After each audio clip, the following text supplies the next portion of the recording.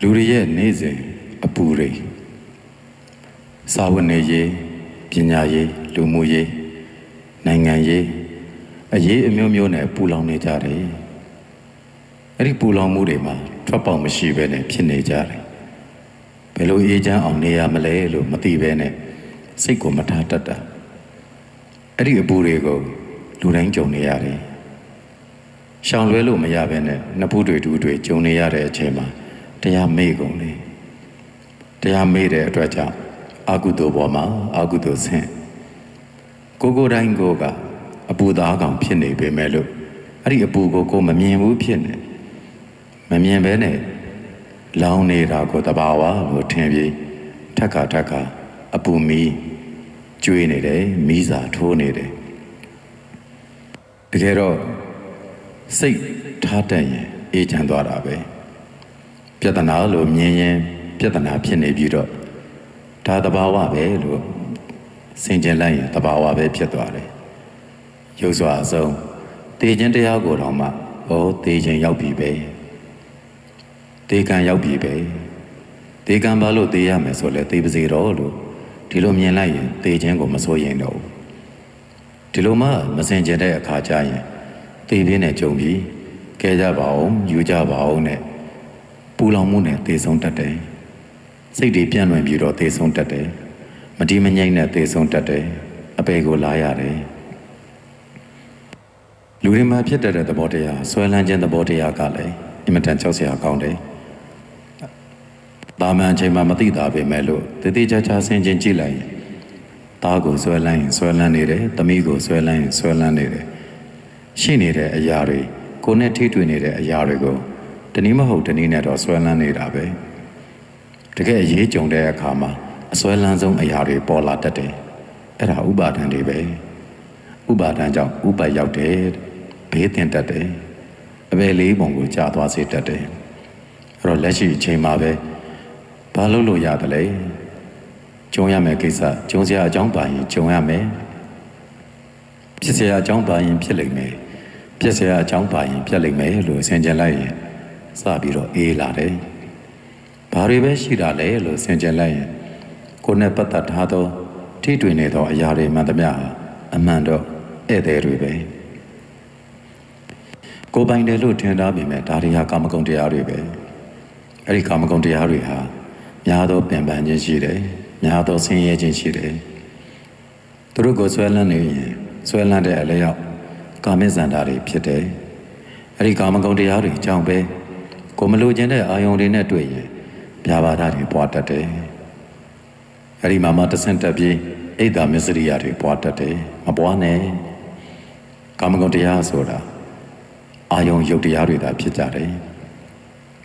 ကိုချစ်တယ်လို့ပြောသောအရာတွေကလည်းရူပယုံအစင်းတွေသာဖြစ်တယ်တတ္တယုံအတန်ယုတ်တွေသာဖြစ်ကြတယ်ခန္ဓာယုံအနံ့ယုတ်တွေသာဖြစ်ကြတယ်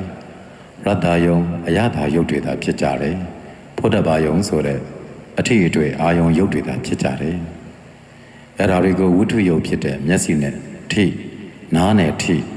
နှာခေါင်းနဲ့ထိရှားနဲ့ထိကိုယ်နဲ့ထိပြီးတော့ကိလေသာတွေပွားကြတာကြိုက်တာတော့ကာမိသန္တာတွေပွားတယ်မကြိုက်တော့ဗျာပါဒတွေပွားတယ်အဲ့ဒီမှာစိတ်မပါလက်မပါနဲ့ထိနာမိတ်တာတွေဖြစ်ကြတယ်စိတ်ပြန့်လွင့်မှုဥဒိစ္စတွေနဲ့နေကြတယ်ပူပန်မှုကုတ်စာတွေနဲ့နေကြတယ်ယုံ nant ဓမ္မကိုတေးသေးချာချာမမြင်တဲ့ဝိသိကိစ္စနဲ့နေကြတယ်ဒီတော့ပူလောင်တာပေါ့ကိုယ်ဘာကြောင့်ပူလောင်နေတာလဲအကြောင်းလည်းမတွေ့ဘူးအကြောင်းလည်းမတတ်တတ်ဘူးအမှန်တော့ယုတ်တရားတွေသာဖြစ်ကြသည်ကိုချစ်တဲ့သူပဲဖြစ်ဖြစ်မုန်းတဲ့သူပဲဖြစ်ဖြစ်သူ့ကိုတေးချကြည့်လိုက်အစင်းရူပါယုံရုပ်ကိုသာမြင်လိမ့်မယ်ထိုအစင်းရူပါယုံရုပ်ဟာငါဥစ္စာလည်းမဟုတ်ဘူးငါလည်းမဟုတ်ဘူးငါအတ္တလည်းမဟုတ်ဘူး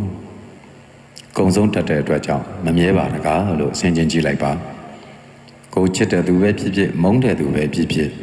မျက်စိမှာမြင်လာပြီးဆိုရင်မြင်သိစိတ်ဖြစ်တဲ့အခိုက်မှာပဲတရားဆင်ခြင်ရင်းဖြင့်အဲ့ဒီအစင်းဟာဖြစ်ပြီးပြတ်တတ်တဲ့အတွက်ကြောင့်ဆင်းရဲတရားသာပဲပုဂ္ဂိုလ်တ attva မဟုတ်ပဲအစင်းယုတ်တာဖြစ်တယ်မြဲခြင်းချမ်းသာခြင်းအစိုးရခြင်းဆိုတဲ့အနှစ်မရှိဘူးပဲလို့ဒီလိုဆင်ခြင်လိုက်ရင် အမှန်တိုင်းမြင်သွားပြီးတော့ကာမစန္ဒလည်းမဖြစ်တော့ဗျာပါဒလည်းမဖြစ်တော့ကိုယ်မှာပူလောင်စေတဲ့ကိလေသာတွေမဖြစ်ဘဲအမှန်တိုင်းမြင်ပြီးတော့အမှန်တိုင်းလက်ခံလိုက်နိုင်တယ်အဲ့ဒီမှာအေးချမ်းမှုကိုရတယ်ကိုယ်နဲ့ပတ်သက်လို့ပြောနေတဲ့စကားတွေမျိုးစုံရှိလိမ့်မယ်ချီကျူးစကားတွေလည်းကြားမယ်ကဲ့ရဲ့စကားတွေလည်းကြားမယ်ဒါပေမဲ့စိတ်ကိုမထိန်တတ်ချီကျူးစကားတွေကြားတော့လေตาရပြီးတော့ပြုံးနေကဲ့ရဲ့စကားတွေကြားတော့လေပဲစိတ်နှလုံးမသားမရနဲ့ဒေါသတွေဖြစ်ကောင်းတဲ့တွေကြားပြန်တော့လေตาရပြီးတော့ပြုံးနေမကောင်းတဲ့တွေကြားပြန်တော့လေစိတ်မချမ်းမသာဖြစ်ပြီးတော့ညှိုးငဲနေတယ်အမှန်တကယ်တော့ဒါတွေဟာစိတ်မထားတတ်လို့ဖြစ်တာပါအတန်ဆိုတာ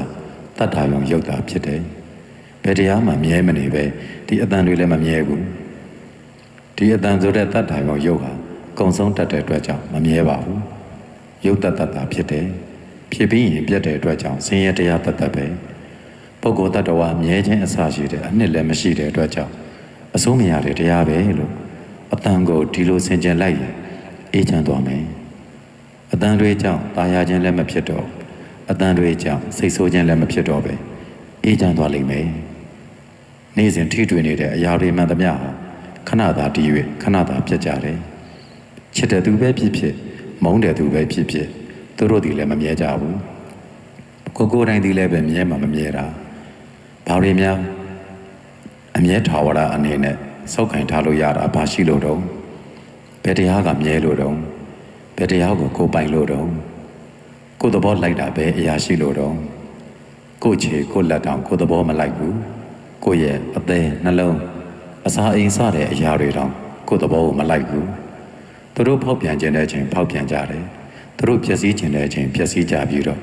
ဒီခန္ဓာကိုယ်ကြီးကိုကတည်ခြင်းတဲ့အချိန်တည်တာပဲဘလောက်ဆောင်းရှောက်ပျက်စီးခြင်းတဲ့အချိန်ပျက်စီးတာပဲ